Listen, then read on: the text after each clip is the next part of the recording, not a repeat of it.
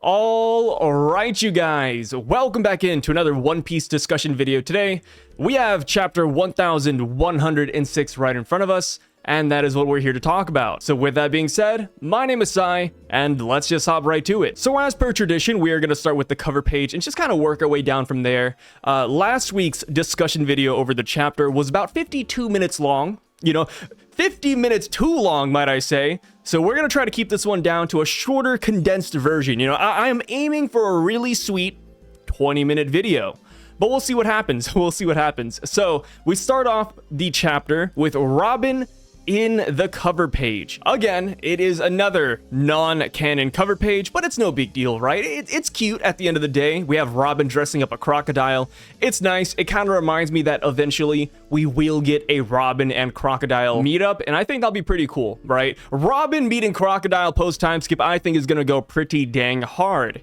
And you gotta admit, it's gonna happen. That is definitely an interaction that will happen before the series ends, especially since Crocodile is now in Cross Guild as well. Despite how their relationship ended in Alabasta, I actually do think Robin and Crocodile would get along to a pretty good level, especially if Crocodile is now putting up with Buggy on an everyday basis, and not to mention, he is also on the same crew as Mr. 3, who more or less also betrayed him and or underperformed. So now, we move on to the first page of this week's chapter, and we see the giant ship off the coast of Egghead Island. Sorry guys, I'm gonna go ahead and spoil it, but the giant ship is off the coast, and they say, wow, they're really going at it. It is just like the newspaper said. And that right there, my friends, is music to my ears. Finally, somebody read the newspaper and is showing up here to Egghead Island, right? They saw Luffy was barricaded and they said, you know what? Let's go get him. That's my captain. I love that. I love that. And if anything, these giants, Dory and Broggy, aren't even a part of the Straw Hat Grand Fleet. These are just friends that Luffy has. These are friends he met 1,000 chapters ago. And they said, you know what? Let's go to him. Of course, it is because he is the sun god. They know more to Luffy than just what happened 1,000 chapters ago. But regardless, I see this scenario here with the giants showing up. And I'm kind of like scratching my head. I'm like, wait, what about the Grand Fleet? What about the other friends that Luffy has? Of course, the giants are the closest to Luffy because Elbaf, Egghead Island, and Winter's Island are all right next to each other. So yeah, the giants don't exactly have to go too far to see Luffy comparative to the Grand Fleet or any other allies we have out there in the world.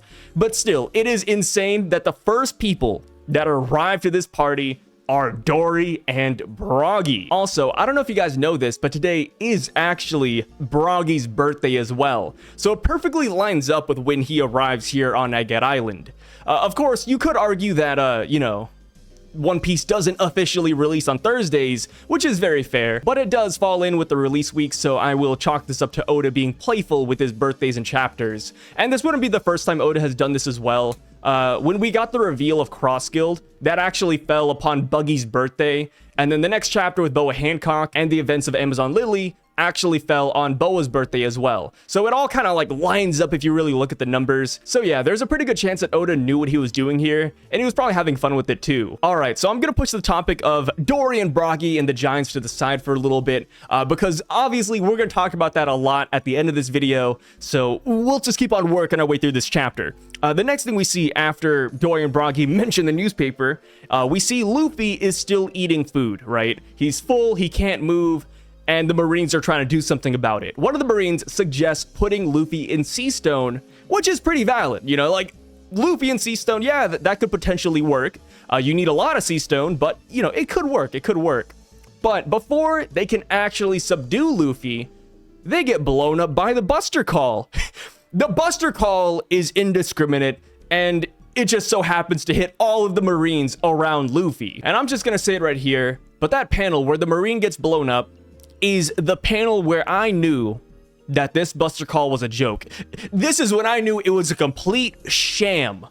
So leading up to this point, I was always on the boat that the Buster Call is scary, right? It's gonna destroy Egghead Island, we have to leave, but not once have I ever been afraid for Luffy's safety, for the Straw Hat safety, even Vegapunk. I was like, okay, we're just gonna leave. you know, that is pretty much what the Buster Call is going to force us to do. In my opinion, it was always just this glorified countdown.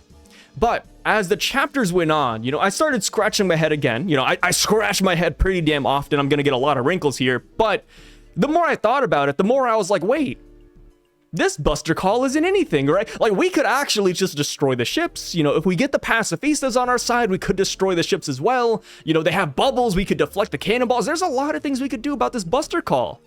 And as the chapters went on, the Buster Call looked less and less threatening, especially with last chapter, where we saw that somebody was coming here to Egg Out Island to assist us.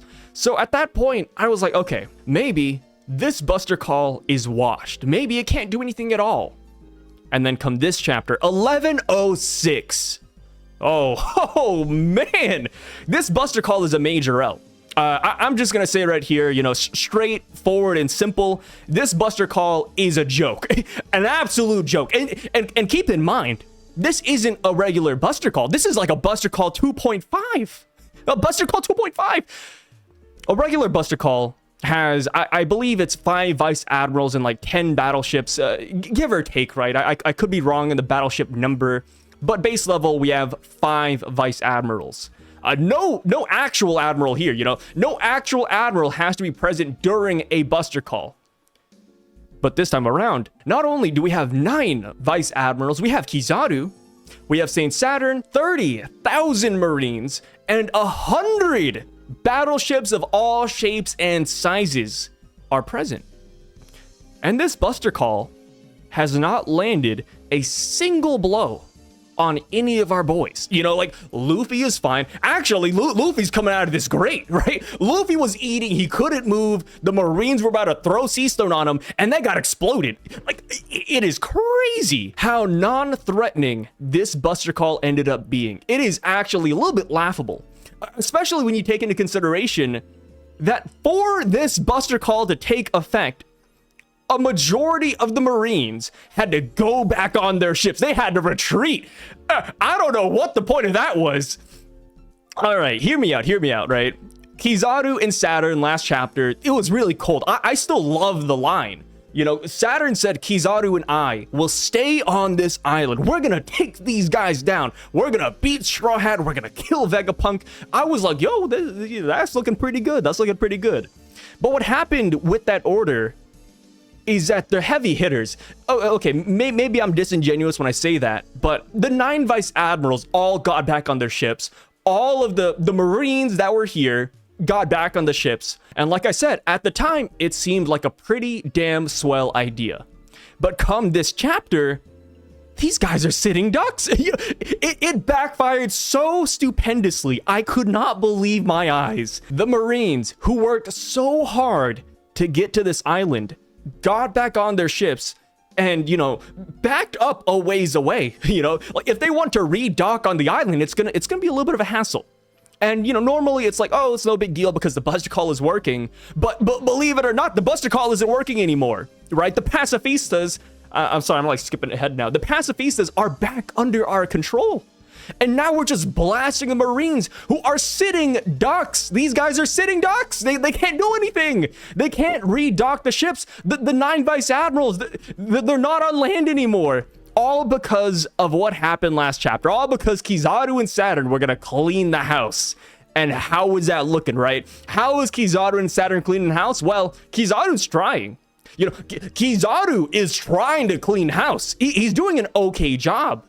Of course, he can't beat Luffy. You know, Luffy is like a mountain for Kizaru. He can't exactly climb it just yet, but Kizaru is at least trying. You know, Kizaru is trying to climb the mountain. Saturn, on the other hand, oh boy, we'll talk about Saturn when we get there. Apologies, you know, I don't want to get too tangential. I know I've already jumped around to like 50 different topics, but yeah, I am gonna straighten the course and head on to the second page. So, we see the Marine ships, those bozos are off the coast. You know, somebody had the audacity.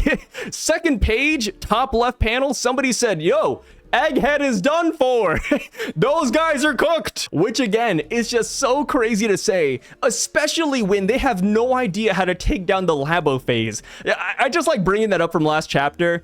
But last chapter, like they mentioned that the security dome is still up. They can't do anything about that. So at best, they're just blasting the buildings, which is big, right? Like, I don't want to undersell it. Yeah, like I said it myself. I was scared about the Buster Call because, you know, we're going to have no land to stand on. But man, it is just so laughable to see how this all turned out. I'm actually more scared of my neighbor's baby pit bull than I am of this Buster Call. I'm not going to lie. Actually, Luffy, if you guys watched the latest episode of One Piece, Luffy might be more scared of the recycle dog here on Egghead Island. It actually did more damage to Luffy than the Buster Call has so far. I mean, if anything, the Buster Call is kind of on our side. Like I said, it's destroying the Marines around Luffy. It's saved him from the Sea Stone cuffs. It's so crazy. It's so crazy.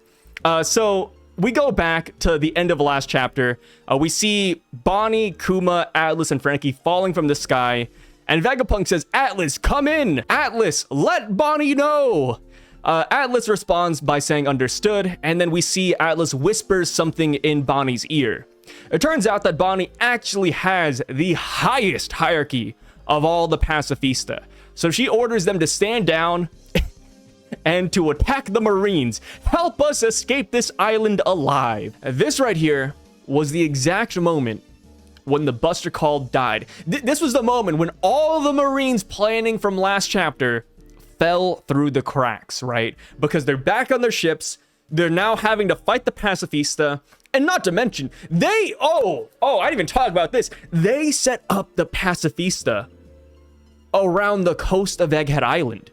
The Pacifista were like nearing the damn middle of Egghead Island. They were all trying to fight Luffy and the boys, but the Marines ordered them to spread out and surround the island, to surround the coast, to secure it.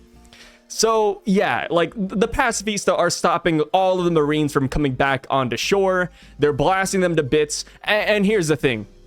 The laser beams, the blasting, that is just one capability of the Mark III Pacifistas. These Pacifistas can also use bubble shields. Theoretically, they could all just come together and make one giant bubble shield off the coast, and the Buster Call can't even do anything. Because when the bubble shields first got introduced, the first thing they did was block a cannonball. You know, like somebody shot them, somebody threw cannonballs their way, bombs their way, and they simply just bubble shielded it off. It is so crazy how the Marines are getting destroyed in this chapter. You know, I actually went back. We have 7 full panels of Marines being obliterated. Straight up, nothing is going their way right now. And here's the craziest part. You know, like, we're talking about the Buster Call as if it's dead, null and void, whatever. It could just be me, right? Maybe I'm the only person who sees the Buster Call as lame, but we didn't even bring up the Giants yet. You know, Dory and Broggy, like, we didn't even talk about them destroying battleships too, because that's at the end of the chapter. But man, you know, like, it is not a good day to be a Marine. You know, like, I would resign. Kizaru, maybe it's time to sign those papers, my man. Besides me making fun of the Marines and, you know, the Pacifistas going crazy, there is a really, really sweet message behind all of this, right? We learn that Vegapunk, he continues his monologue from last chapter, and he's like, yeah, Bonney, I could not stand the thought of your dad, of Kuma's model, one day fighting you and or, you know, killing you because you're a pirate. So because of that, Vegapunk put in a hierarchy, a certain hierarchy that puts Bonney at the very top of the list. Bonney can control all of the Pacifista that are modeled after her father. Vegapunk finishes it off by saying, it doesn't matter if the entire planet is against you. Kuma will always be on your side. And I'm not gonna lie, dude, it almost brought a tear to my eye. I was like, oh man, you know, like, even after death, Kuma is still looking after Bonney. It's something that, like I said, a lot of people saw coming, right? Bonney leading the Pacifista, yeah, that's pretty in the cards, right? It's pretty in the cards. But I just love that Vegapunk managed to get this hierarchy in. And also, now looking back at it, it feels very intentional that Bonney, out of all of the supernova, never ran into a single Pacifista, right? Oda didn't want to spoil the prize just yet. He waited until this very chapter to reveal that Bonney has that highest authority. Because let's say Bonney ran into a Pacifista in Sabaody. The Pacifista would be negged. The Pacifista would be on our side. Things would have gone very, very differently. but Bonney didn't run into one there. At first, I thought she was just very lucky because all of the supernova except for her and Capone Beige actually ran into one. But now looking back at it, it's like, oh no, this was very intentional. And I really love it when Oda does stuff like this, right? You know, you go back to chapters that came out like 15 years ago and you're like, wow, Oda had this planned out. So yeah, in my opinion, 10 out of 10 development. I really loved Vegapunk's reasoning for all of it. And also, I have heard people talking about how Bonney got the hierarchy. And, you know, it kind of ties back to the sapphire necklace that Kuma gave her a couple chapters ago. People are wondering if that necklace had the hierarchy chip inside of it. And at first, I thought that was the case. But after reading what Vegapunk says here, I feel like that isn't the case. Because, of course, Vegapunk said he never wanted Kuma to hurt Bonney. So I feel like ever since day one, ever since he first made Pacifista, this hierarchy was already in place. So now I'm just looking for other ways for the necklace to come back and have some sort of relevancy. Maybe at the end of the day, the necklace is actually just a really nice gift from Kuma, but we know how Oda works, right? You know, everything in One Piece has some sort of purpose. Maybe 500 chapters from now, the necklace will play a really huge role. But yeah, that is a mystery for a different day. Vegapunk, though, you know, he continues on. You know, he didn't end his monologue there. He says, "This was one selfish liberty I took, and I knew this secret would have consequences." And we go on to the next page and we see that Saint Saturn, you know, a Saint Saturn feat, you know, quite literally because it's his foot.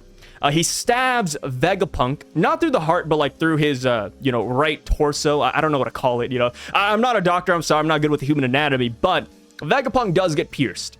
It looks like a pretty hefty blow for any Straw Hat character, any main character. They would probably survive this attack. But Vegapunk being a old scientist, I'm not too sure. I'm not gonna lie. This could very well be the end of Dr. Vegapunk. I'm just really not too sure as it stands right now. I would prefer if Vegapunk lived, and I feel like he has a good chance to live, right? We have seen Kinemon survive Kanabo blows, we've seen Pell survive nuclear bombs. Like, we've seen a lot of crazy things in One Piece that characters have survived through. But even with those examples being a thing, I still feel like Vegapunk's life is a little bit of a coin toss in my opinion. So I'll kind of talk about both sides, about Vegapunk living, why he would live, what it would mean if he lived. And I'll also go on the opposite end and talk about why he could die, and also what could come out of his death. So first up, let's talk about Vegapunk living. Let's stay optimistic, right? Let's hope for the best. Let's say Vegapunk survives this. How would he survive this? So, in this same page where Vegapunk gets stabbed, he actually ends up teleporting away from Saint Saturn so he doesn't take another blow. He teleports himself over to Bonney, Frankie, Atlas, and all them, right? It's great, it's great. It kind of makes me wonder why Vegapunk didn't teleport sooner, but maybe Saint Saturn is just that guy, right? Saint Saturn can move faster than Vegapunk's teleportation. Maybe that is a thing. But yes, Vegapunk is now out of harm's way. So this is probably the only attack Vegapunk is actually going to get hit with. And from the looks of it, Sanji is now guarding Dr. Vegapunk and Bonney while they're having their little moment. So if Saturn were to like come back up and try to pierce him again with his spider leg, I feel like Sanji would just kick his leg again like he did a couple chapters ago. And of course, Frankie is still nearby, but since we don't see him standing up by the end of this chapter, I don't exactly want to count him in quite yet. But if Frankie is up and at it, yes, he could also stave off Saint Saturn. And plus, Luffy is still here, right? Like, we have all of the boys here on the floor, and I would be amiss if Vegapunk takes any more damage than this one stab. So now, let's talk about Dr. Vegapunk's wound. So, I'm not exactly a doctor, right? Despite me being Asian, despite my parents wanting me to be a doctor, it never really happened. But guess who is a doctor? Vegapunk. Chopper. I feel like Vegapunk and Chopper could easily work together to have him survive this ordeal. And here's another thing too. We saw Dr. Vegapunk teleport away from Saturn. That has been a thing. You know what else we've seen? We've seen Dr. Vegapunk teleport himself from the Fabrio phase all the way up to the Labo phase. Like, it's possible Vegapunk could teleport himself directly to Chopper. We don't know how his teleportation works. We don't know if there is a cooldown on Flash, or maybe if it uses a lot of his energy. But if Vegapunk can teleport to Chopper, I think he is gonna be a-okay. As far as vital organs go, right? Like, I'm not too sure how many times vital organs has been mentioned in the world of One Piece as being broken or ruptured, but if Vegapunk is missing some sort of organ in his body because of Saint Saturn, we have to remember that Vegapunk does have an entire lab filled with artificial organs. You know, Atlas and Robin walked through that room before. So I can easily see a scenario where Vegapunk simply replaces what he's missing or what is damaged and be a-okay by tomorrow. So yeah, I feel like there are a lot of things working in favor of Vegapunk here. And as far as what it would mean if Vegapunk lived, I think it would mean a whole lot. And this is one of the reasons why I kind of want to believe he will live.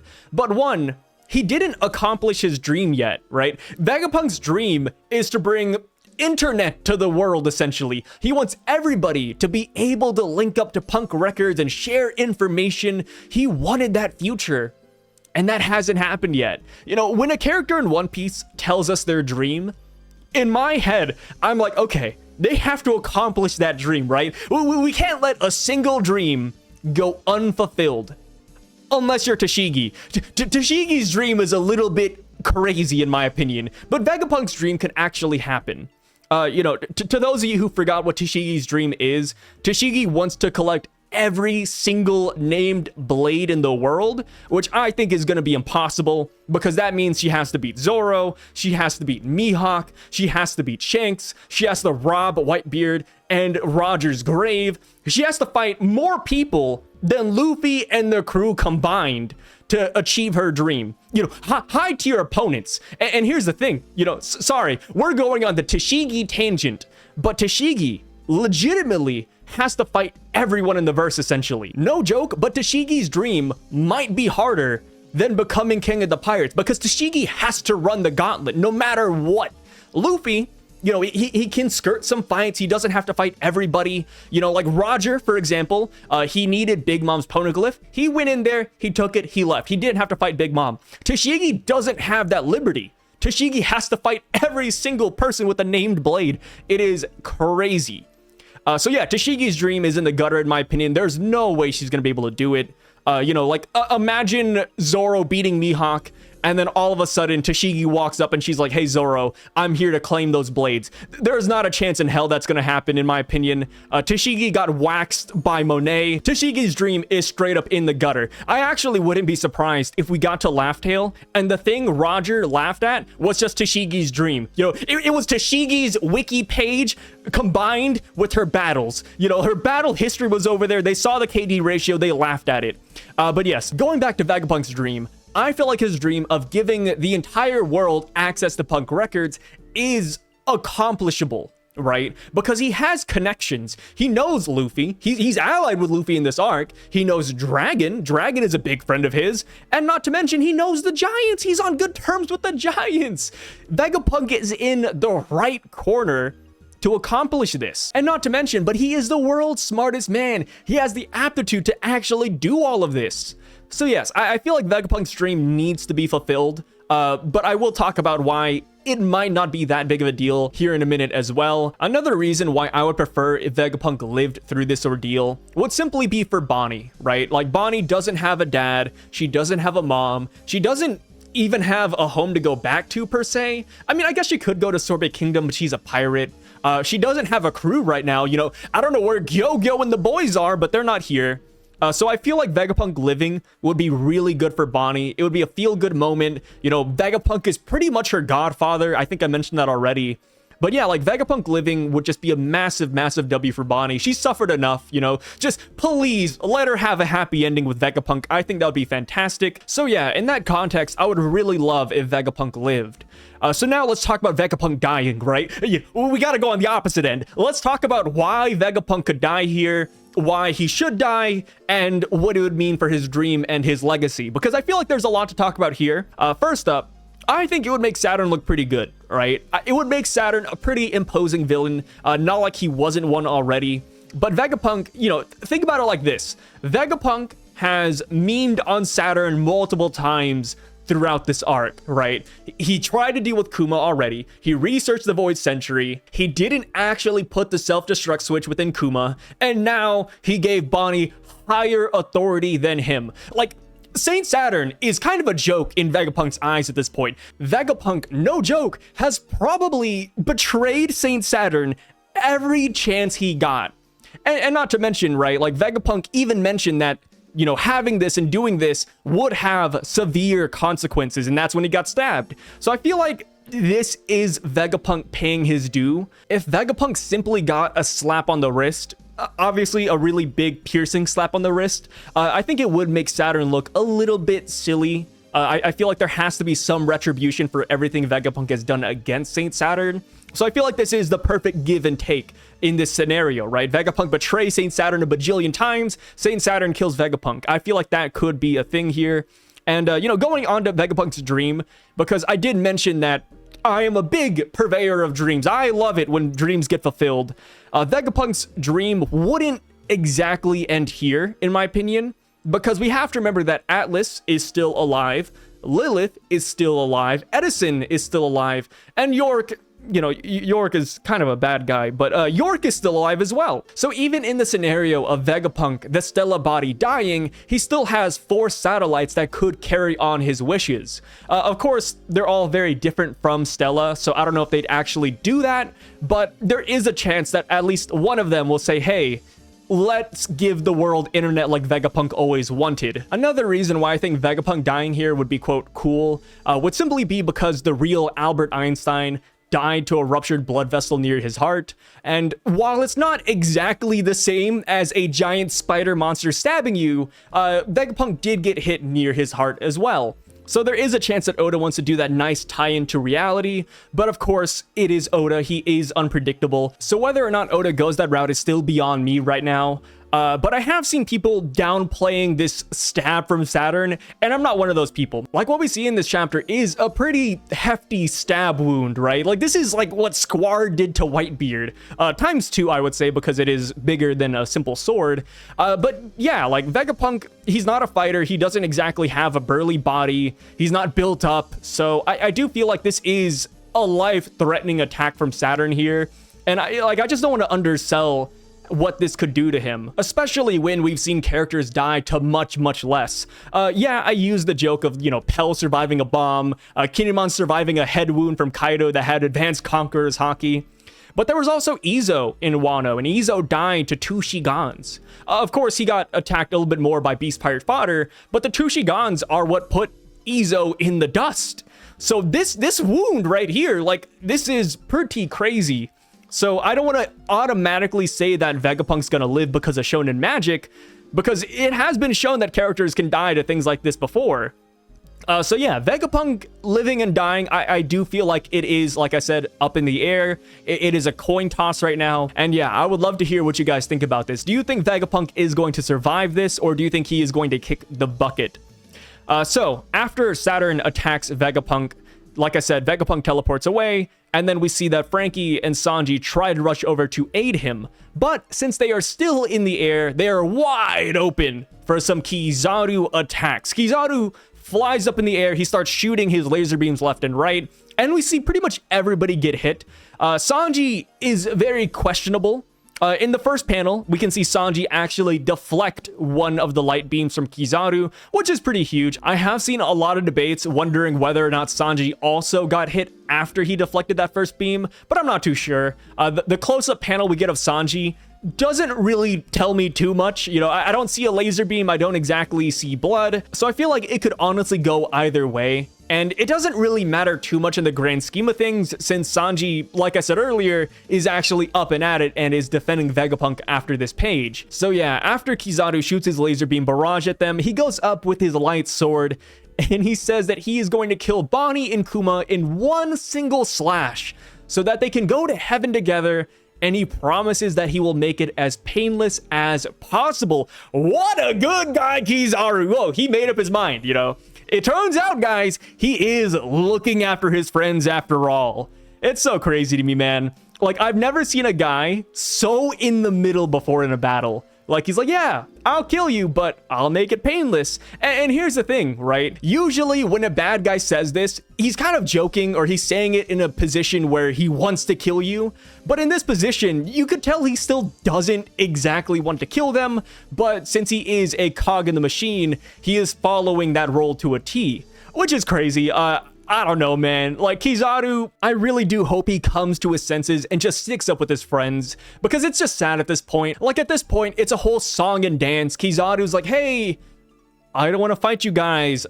I don't want to be here. I don't want to kill you. And then he goes in and he tries to kill them. And then Luffy just knocks him down time and time again. It's like, brother, when are you gonna learn? Just join our side. Nobody's here, right? Like, the Buster Call is being destroyed. Nobody's on the island. Kizaru, just switch over, buddy. Like, it's okay. You lost. Come to our side. Be with your friends. You know what I mean? I don't know. Kizaru is such a wild card, and you know, I'm gonna skip ahead like a brief moment, but Luffy knocks him down, right? Unsurprisingly, Luffy knocks him down, and you see Kizaru, he's like rubbing his head, he's like, ah, man. And you could say that Luffy knocked him so hard that he has a concussion, which I think is a case, right? This is like the second time Luffy has landed a major blow on Kizaru in the temple. So yeah, Kizaru rubbing his head, that's cool. But in my head canon, right, in my goggles, I'm looking at it, and I like to imagine Kizaru's like, damn, I almost killed Bonney. You know, like, I feel bad. I almost killed Kuma. Like, Kizaru is going through a lot right here, and I am just hoping that Kizaru hurries up and makes up his damn mind and comes and stands here with his friends, god dang it. I don't know. It's just painful to see, because obviously he's not going to beat Luffy. You know, he's not going to beat the Straw Hat crew here. We have reinforcements on the way. Like, it is really over for Kizaru. And not to mention, he knows about Sun God Nika. Going back to the Kuma flashback, he was doing the Sun God Nika dance. And guess what? While Kizaru is rubbing his head, you can see the dun dun dun ta. Like, you could see the drum beats in the background. Luffy is playing his theme song in front of this man. The warrior of liberation is here, brother. It's time to quit your job. It's time to quit. How much is Saint Saturn paying you, brother? Like, I don't know, man. Is the paycheck worth it? I'm not too sure. But yeah, that is my Kizaru rant of the day. I've always been on this boat where Kizaru can't exactly beat Luffy. And you know what they say? When you can't beat him, join him. So please, Kizaru, join our side. You know, see the light, brother. You are the light man. You're in the presence of the sun god. Like, I really do think it would just be so cool if Kizaru actually quits. You know, he pulls a Fujitora, right? He turns coat on the Marines. He says, you know what? Maybe we're not good guys here. Maybe we shouldn't Buster Call Egghead Island. Yeah, I just want something on that level. And plus, Kuzan already quit, right? If Kizaru were to quit as well, Akainu would be completely alone. He would have lost two of his friends right there. He already lost Dragon in the past. I want to see what Akainu's reaction would be to this too. There would be a great fallout if Kizaru up and quit right here. I think it would be fantastic. And hey, you know, we talked about Bonney needing family members. If Vegapunk dies, maybe Kizaru actually steps in for a little bit. I don't know. And also, just, I've already talked about this before, but I'll just briefly go over it again. But Kizaru's character and the name Borsellino comes from an old 1970s mafia movie, where at the end of the movie, the guy quits the mafia. So I'm like, Kizaru, you know, Oda, put it into your character day one. It's your name, brother. So I don't know. Every week I just rant about it. But to be fair though, I never thought that Kizaru would change sides this quickly. I do believe it will be at the very last minute if it happens. You know, I'm gonna go down on this hill. It's my ZKK. I'm fighting to the very end, brother. The raid is still going on. So yeah. Kizaru, please come back home. We miss you. So that aside, you know, dialing it back a little bit, Luffy lands a pretty gnarly blow on Kizaru here. And I'm not too sure how many of you guys actually noticed this as well, but Luffy isn't even in the air when he lands his attack. He's actually still near the food vending machine. So his arm actually pulled like a Gear 4th Snake Man and just kind of whipped itself around in the air and hit Kizaru. So that's pretty awesome in my opinion. It's one of those moments in anime where the guy looks at you and he's like, all of you are within my attack range. That's kind of what Luffy did here. And throughout the whole process, Luffy is busting up laughing. Luffy is hitting us with a ah ha ha ha the entire time, right? We got like 4 panels of Luffy straight up cackling. And I'm not one of those guys who's like, oh, you know, Luffy laughing, it kills attention. I'm not exactly there. I actually think Luffy laughing is hilarious. It's kind of like when you lose to a kid in Fortnite. You know, you're playing Apex Legends, you're playing Fortnite, PUBG, Call of Duty, well, whatever game you play online, League of Legends. I like to equate Luffy laughing here to one of those kids in those games beating you and then just straight up emoting on your dead body. That is what is happening here to Kizaru, right? Kizaru's knocked down, Saturn is just staring at Luffy, and Luffy is just straight up laughing in the sky. Like, that is essentially what is going on, and I think it is absolutely hilarious. And what makes it even better is that Luffy even has a theme song playing in the background, and he hits you with the "let's have fun," you know what I mean? Luffy hits you down from behind, you're over here rubbing your head trying to get back up, right? And then Luffy's just laughing at you. I think it is absolutely hilarious. That is kind of the spectrum I fall on here. And hey, speaking of falling, we see Atlas, Kuma, Bonney, and Frankie all falling, but Luffy thankfully turns the ground into rubber, which I think is a really cool thing too, right? Usually when Luffy turns the ground to rubber, it's usually for himself. He did that during the Kaido fight. You know, he lifted the ground, he bounced on the ground, he's bouncing on the ground in this page. But yes, he can bounce ground that is a distance away from him, I guess is a good way to put it. What is also funny about this, I kind of mentioned Saturn in there. I don't know if you guys noticed, but, you know, in with Kizaru, I brought in Saturn into the equation, and Saturn does nothing to Luffy so far. Saturn and Luffy have barely interacted. I actually think Saturn is dodging the fight. You know, I'm just gonna say it right here. I think Saturn has some sort of Nika PTSD. You know, this man has not once tried to fight Luffy now that he's in Gear 5th. You know, he only tried to attack Luffy while Luffy was out of Gear 5th. So I think Saturn is a little bit scared of him right here. And hey, you know, if Frankie can pierce a hole in him, if Sanji can kick a leg away, I think Luffy can kind of pack up Saturn pretty quickly. It all just kind of boils down to if Saturn can regenerate through the attacks, right? We don't know how Saturn's regeneration exactly works yet. We don't know how to damage him. So Saturn still has a leg up on us there. But of course, you know, this isn't all of what Saturn can do. I wouldn't be surprised if come next chapter, Saturn does show off what his abilities are all about. But for right now, it does, to me at least, seem like Saturn is a little bit perturbed by Luffy's presence. So we go on to the next page, and we see that the ancient robot has once again awakened. Oh man, I thought this ancient robot would be walking up any minute now, bro. I was there, you know, I was vibing with everybody. I was like, you know what? Maybe the ancient robot will show up any minute now and fight Saint Saturn. It's gonna save Dr. Vegapunk. It's gonna be fantastic. Turns out that's not the case. The robot is actually in the same spot we left him 30 chapters ago. Of course, when we first saw the robot, it wasn't moving. So I am definitely blowing it out of proportions when I say that. But, you know, dialing it back to reality, I believe Luffy and Kizaru started fighting about 10 or so chapters ago. And you could say not a lot of time has passed. And I think that is very fair. Like Luffy versus Kizaru, you know, I can't exactly judge how much time has passed in the world of One Piece, but let's say about 10 or so minutes have passed. Even in those 10 minutes, the robot is still in the exact same spot we last saw him. You know, like, forget the chapter numbers. The robot is still here. Like, at the end of the day, this guy has not moved an inch. And now brings me to a weird question I never thought I would ask. But looking at the panel of that ancient robot, does he even have legs? Because I see the upper body, right? I see the arms, I see the torso, I see the head. But you know what? I don't see the legs. We could be in a scenario where the ancient robot can't move whatsoever. He might actually be stuck in place. He's a zombie at a Thriller bark, you know? Dr. Hogback didn't give him the legs yet. I don't know, man. I don't know. This could go either way. I could see the robot coming in, but at this point, I'm not exactly counting on it. I feel like the robot could be a really cool thing we go back to later, and you know, maybe after the fighting is done, after the Buster Call is quelled, after we send everybody packing, maybe we head back to the scrapyard and we talk to this guy. But as of right now, I'm just not super sure how he's gonna play a role anymore. I still do really like the idea that the ancient robot will carry the Sunny over to Elbaf, or at least fulfill the role that the Vega Force 1 was supposed to have, but like I said, I'm not exactly too sure anymore. Maybe though, the robot is just waiting for Nika's commands. That could also be a possibility. Maybe he can move, but Luffy has to tell him to move, right? Luffy is like the toy master, and the robot is the toy. That could also be the case here. Maybe Luffy has to use his voice of all things to talk to him.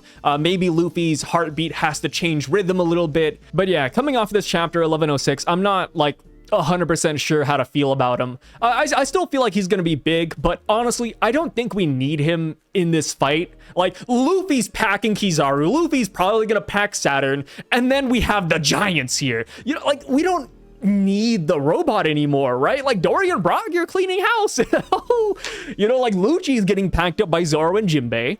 Like, we don't really have a threat that needs to be neutralized. We have the pacifistas now, right? We have an army. Like, I think we're good. I really do think we are good in this scenario. So, ancient robot, you know what, buddy? Just stay put, brother. You know, you worked hard 200 years ago. You know, you maybe have arthritis. You haven't stood up in a while. You know, you're a little bit dizzy. It's totally fine. Ancient robot can sit there until we're ready for him. I think that is totally cool. So going back to Luffy's heartbeat for a minute, since it is audible at this point in time, Bonney now looks up in the sky with tears in her eyes, and that is when Vegapunk drops the massive, massive lore dump on her and says, hey, I couldn't believe it either. But you hear that beat? You hear that rhythm?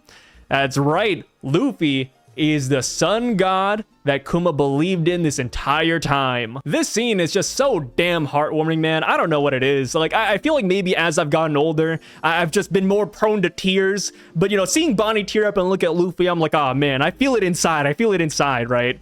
But yes, Bonney is now a believer once again, and I've talked about it many times already, so I'm not gonna like bore you guys with this one, but I do think that this will be huge for her Devil Fruit powers and how she might be able to tap into these Nika-like futures. Now that she sees that Luffy has the white hair, now that she sees that he's using these crazy abilities, you know, turning the ground into rubber, I would love to see how Bonney tapping into Nika's future will look moving forward. Now that her faith is restored, I want to see what Bonney can cook up with their powers. I don't know how many of you guys actually play One Piece Treasure Cruise, but I can already see it right now. I can already see the money maker for Toei, Bandai Namco, and Oda.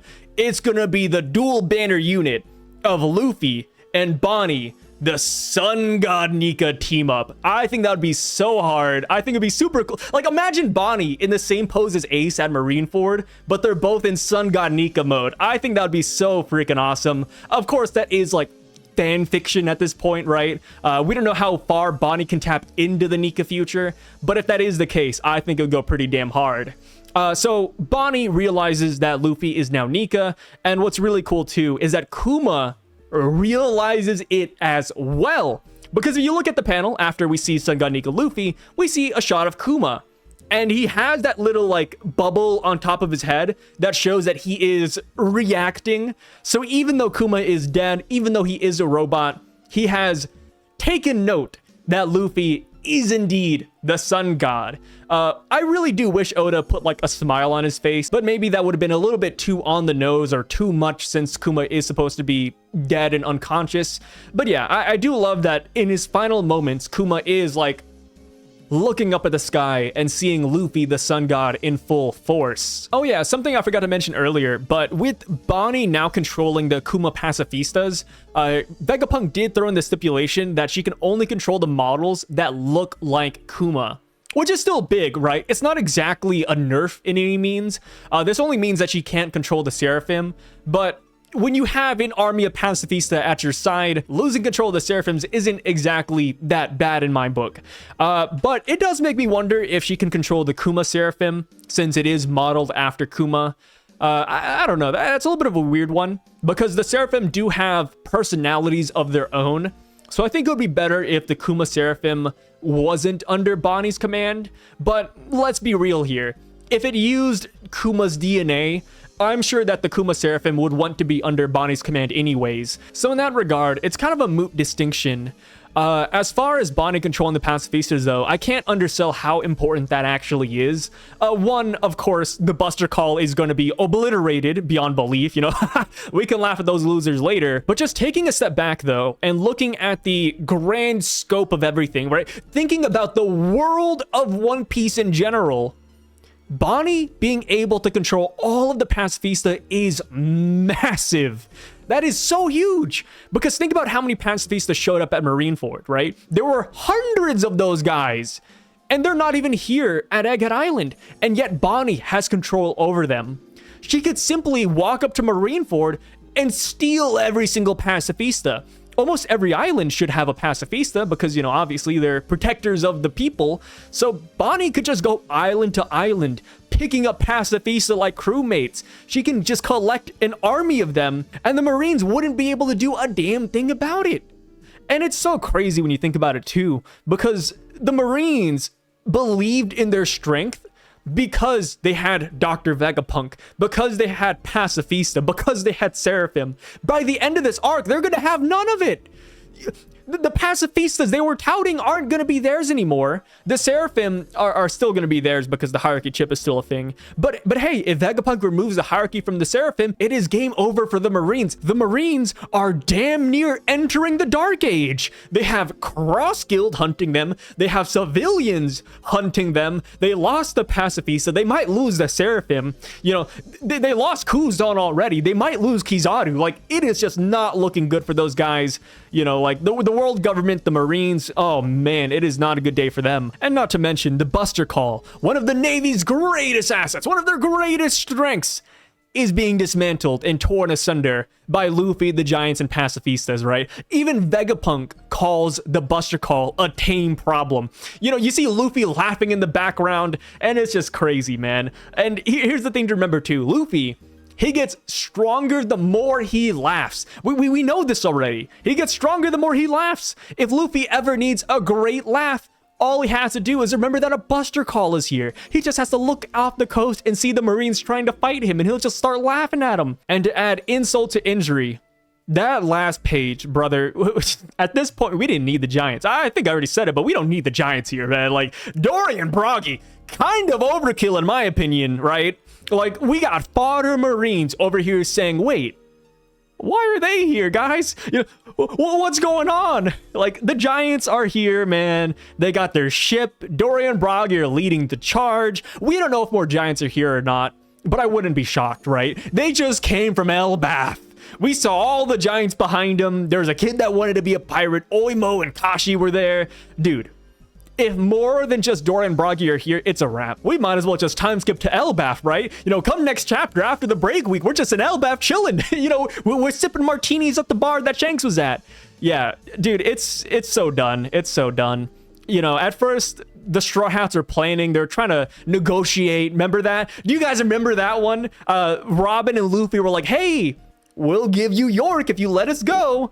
The Marines should have taken the deal, because now they're just getting washed left and right. We initially had the plan of Kude bursting off of Egghead Island, you know, just escaping the Buster Call and the Marines. But at this point, we kind of just won. Like, we could just stay here and fight at this point. See, I was on the boat that we had to leave because of the Buster Call, but because we're surrounded. It was never because we couldn't win this fight. It was simply because we couldn't win the fight fast enough to subvert the Buster Call. But now that we have pacifistas, now that we have the Giants, it's like, yo, like, I think it's done, man. Like, I actually think we won here. And it's so sad because, like I said, this isn't a fight that the Marines had to take. They could have just taken York. They could have had the island, but instead they said, let's take down Luffy. Let's kill Vegapunk. And here they are, you know, you reap what you sow. And now that the Giants are here, you know, even though I do think I will stand by this decision, you guys can't change the racist inside of me. I don't like Giants. I still think Dragon could have been more hype. But you know what? After 3 days have passed, after I had some time to calm down from my knee-jerk reaction, I actually like them a lot. You know, I think this is a great pick. You know, after Dragon, I'm going to say it right here. I think Dory and Broggy are pretty damn hype. I am super excited to see how Oda will power scale them upwards or power clip them. I don't know the right word. I'm not a power scaler, but I'm excited to see how Oda is going to show how strong the giants are here firsthand. Maybe I'm alone when I say this, but giants throughout One Piece thus far have just been really underwhelming. And it's not just One Piece, it's any series that has giants in it. Like I said, I'm a racist. I hate giants. I don't know what it is. I just think they're really boring to watch. I think their fights are also really slowly paced. Maybe that's not the case. Maybe that's the wrong way to put it. But giants do typically just, you know, move in slow motion because they're so dang big. And then our characters just kind of meme on them left and right.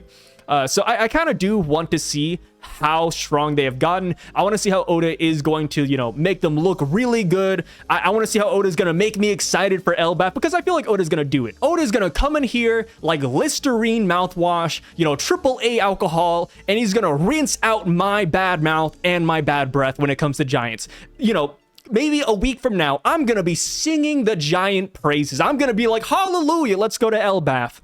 But yeah, thus far though, giants are just, they've just been underwhelming, right? You know, some people look at the last panel and they're like, whoa, it's Dorian Bragi, that's hype. But, you know, I can't help but remember Mr. 3. You know, they're just Mr. 3 victims over here. Oimo and Kashi are Frankie family and Polly victims. Who else did we have? Oh yeah, we have Haruden, who got packed up by Luffy in one hit.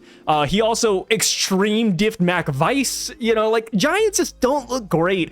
And then, of course, there's John the Giant, but he lost to Whitebeard, so that's fair, right? Who doesn't lose to Whitebeard? So yeah, John the Giant, he got waxed as well. I actually forgot this last video, but I mentioned how exciting it would be to have a giant with Devil Fruit powers, and I completely forgot that San Juan Wolf was actually just that, you know, a giant with the Devil Fruit. But you know, let's be real here. Who's actually hyped up for San Juan Wolf, right? You know, who looks at San Juan Wolf with good memories? Who thinks of San Juan Wolf and smiles, right? Oh, yeah, San Juan Wolf. Wow, great giant showing, woohoo, right? I mean, he's just a guard victim. I mean, to be fair, you could use the Whitebeard argument, like, you know, who wouldn't lose against Whitebeard? Who wouldn't lose against Garp? Sure.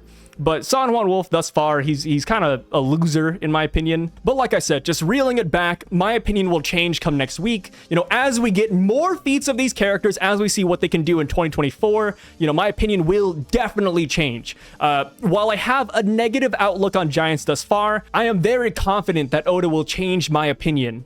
You know, maybe come Elbaf, I'm going to be doing the Winter Solstice Festival as well, right? I'm not going to eat for 12 days, 12 months, whatever. I'm going to become a giant bandwagoner at the end of the day. So Dorian Bragi are here, and, you know, they said they saw the newspaper. They're here for Straw Hat Luffy, the sun god. I absolutely love this. Of course, it makes a lot of sense as to why Dorian Bragi would know that Luffy's the sun god. I think it has multiple layers to it. We could look at this and we could say that Shanks told them, because we do know that Shanks and Dorian Bragi, they all caught up back on Elbaf. So Shanks probably told them, like, hey, check out this poster. He's the sun god, right? That could be the case, but also we have to remember that Elbaf is a very special place. They have the books from Ohara. They're also really old. Dorian Bragi are both 160 years old. So, you know, they very well could already know the sun god already based on their history. A moment ago, I mentioned the Winter Solstice Festival as well, and the Winter Solstice Festival in Elbaf is all in celebration of the coming of the sun god. So we already knew that they had a connection there from Whole Cake Island. And of course, there's also the giant elephant in the room, and I'm not talking about Zunisha, I'm talking about the giant straw hat at Marie Joie, right? Imu had a giant straw hat, so with that, we're kind of already led to believe that a giant at one point was Joy Boy. I do gotta say though that I'm not entirely sold on that notion quite yet, that the OG Joy Boy was a giant. I feel like throughout history there have been multiple Joy Boys or multiple people who had the Sun God Nika fruit, and at one point it landed in the hands of a giant. Maybe it's copium on my part, but I like to believe that the original Joy Boy was a human. But, you know, it's neither here nor there. There's nothing to disprove it or prove it one way or another yet, minus just a giant straw hat. But yeah, it's really cool that Dorian Bragi are here. They're like, hey, you know, should we call him Luffy? Should we call him the Sun God? Yeah. You know, they dropped the laugh there. We love to see it. And this just perfectly ties back to what I said at the beginning of this chapter. I love that somebody in this world of One Piece read the newspaper, saw the bounty poster, and connected the dots. Finally, it's happened, man. Oh, hallelujah. And all I gotta say now is, why stop there, right? You know, Dory and Broggy are the first ones who showed up to the party, but it doesn't mean more people can't come. You know, as far as Dragon goes, I don't know, man. Like, Dragon, like I said, has a lot of reasons to come here.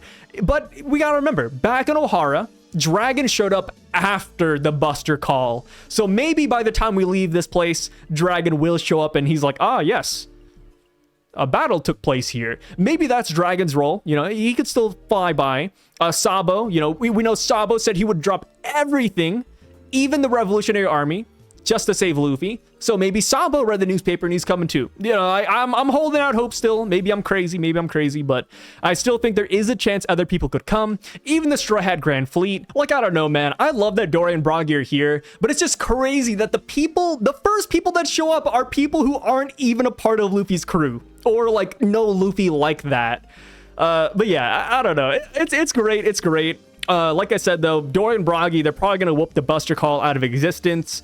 I do think they could probably handle all of the Marine Vice Admirals as well. You know, maybe next chapter, you know, I'm going to go crazy if it happens. But maybe next chapter, we actually get revealed to the names of the Vice Admirals. I think that'd be super hype, you know. Dory and Broggy versus Vice Admirals, I think would be super cool. And that would be a great showing of what giants could do, right? We could see Dory and Broggy use brand new attacks. We could see them clashing with them. And here's the thing too. Subtracting the Hakuoku sovereignty that they used to destroy the giant goldfish and to destroy Kid's ship, these guys do have a significant upgrade here on Egghead Island.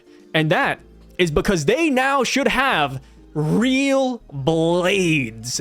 I know that sounds a little bit stupid to say, but if you go back to Little Garden, the reason why their attacks weren't deadly, or the reason why, you know, nobody died in 100 years or whatever, it's simply because their blades have dulled over time. You know, whenever they land hits on each other, they're pretty dull because the blades have been clinking and clanking for 100+ years. So I like to imagine, now that they've been to Elbaf and now that they've rested and they stopped fighting each other, that they have brand new sharpened blades. So yeah, Dory and Broggy, base level, have a crazy attack boost just on that alone. So yeah, I think come next chapter, they're going to be straight slaughtering these Marines. I think I already counted it out. We had 7 panels of pacifistas killing Marines. Yeah. I think we're going to have like 10 panels of Dory and Broggy laying waste to the Buster Call. As far as what Luffy would think about these guys showing up, I think he'd be very shocked. You know, just like the audience reaction to this chapter, I feel like Luffy's gonna have the exact same reaction. Luffy's gonna be like, what? Who's here? Sabo, Dragon, like, it's Dory and Broggy, what's going on? Yeah, Luffy's gonna be shocked. Usopp will also be very shocked as well. I actually think it would be really cool if Usopp saw the giants and he actually came downstairs to help out. I think that'd be so sick for his character. That'd be great. Because last chapter, Usopp was, you know, he was actually like shaking his legs a little bit. He was like, oh no, a Buster Call, we got bad luck. So with that being the case, I think it'd be cool if he sees the giants and then all of a sudden Usopp like stiffens up a little bit and then he hops downstairs to help out the fight. I think that'd be super sick. Oh yeah, one thing I'm really curious about now though is how the other giants in Elbaf are going to react to Luffy when he arrives. Will they all want to help him out just like Dory and Broggy? Or will they just be like, oh, he's a cool guy, let's just move on with our day? And the reason I say that is because back on Whole Cake Island, Big Mom said that if she managed to align herself with the giants, that she would be able to dominate the world. She'd become Pirate King super quick. I forgot what she said exactly, but she more or less said that, right? So yeah, if Luffy got all of the giants on his side, which isn't super far-fetched because he has Dory and Broggy, he has Oimo and Kashi, and he has Haruden. He has 5 key players in Elbaf. Oh yeah, Saul! Saul's there too! We got a lot of giants on our side. You know, so if they speak good on Luffy on his behalf, we could have a giant army in the final war. And Luffy could be, you know, the big mom of the equation and not dominate the world, but, you know, become Pirate King a lot easier. You know, he would easily take down the world government. I do think that would be pretty dang cool. Last thing I do want to touch on before we end off this video is Dory and Broggy's matchups. So obviously they're going to destroy the Buster Call. They're kind of already doing that right now. But let's say beyond that, right? Let's say they defeat the Vice Admirals, they defeat the Marines. What's next? Well, the only 2 opponents left standing are 3 opponents, Rob Lucci, Kizaru, and Saint Saturn. I think Rob Lucci can be dealt with by the Straw Hats. Kizaru can be dealt with by Luffy. But as far as Saint Saturn goes, I think it'll be pretty cool if nobody can do any damage to him, right? Let's go crazy. Let's theorize for a minute. Let's say nobody can hurt Saint Saturn, right? The man regenerates to no ends, right? Like, he's just invulnerable. You know, you shoot him with the gun, you get 0 damage. I think it would be hilarious if Dory and Bragi see that firsthand and they say, you know what? Let's Hakuoku sovereignty him into oblivion. They hit Saint Saturn with the Hakuoku, and all of a sudden Saint Saturn is flying all the way back to Marie Joie. Maybe I just have a very vivid imagination, but I can already imagine Saint Saturn flying through the air, crashing into Marie Joie like Kuma did, and then the Gorosei just kind of stare at Saint Saturn's dead body. I don't know. But hey, with that being said, though, I really love this chapter. I think it was hilarious. It was good. It was fun. I do like the reveal of Dory and Bragi. It had the emotional notes with Vegapunk, Bonney, Kuma. It fired from all cylinders, man. But let me know what you guys think about the chapter down below. I don't know how long this video is. Hopefully I didn't pass 52 minutes from last week. That was pretty crazy. But you know what it is. We are yapping here. It's a yapathon. You guys have a great rest of your day. Have a great weekend. And I will catch you guys in 2 weeks when the next chapter releases. But we'll probably have a couple of sorry, my can like popped. I have a bad habit of like squeezing them. But yeah, maybe we'll do a discussion video here or there. Maybe talk about the Giants. Maybe we'll talk a little bit about Smoker or whatever character suits our fancy. You know, if you guys have a character you want me to talk about a little bit, just kind of rant or ramble on about, let me know down below. And I'll catch you guys later. Psy, signing out.